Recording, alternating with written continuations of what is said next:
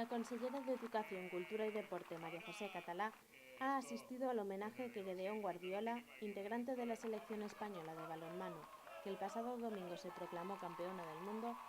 ha recibido en Petrer, su localidad natal. La Comunitat Valenciana destaca por la calidad y cantidad de sus deportistas que han hecho del deporte una de nuestras señas de identidad, ha asegurado Catalá, para quien el deporte representa valores como perseverancia, disciplina, predisposición o esfuerzo que permiten alcanzar los objetivos marcados. Guardiola, de 28 años e internacional desde 2011, se formó en el club local BM Petrer 1997-2001, de donde pasó al CBM Valencia 2001-2005, con el que debutó en la Liga Asobal, antes de fichar por la S de Teucro de Pontevedra 2005-2008, CB Ciudad de Logroño, donde jugó una temporada para enrolarse en el San Antonio de Pamplona 2009-2012, hasta que la temporada pasada firmó por el Rhein-Neckar Löwen alemán.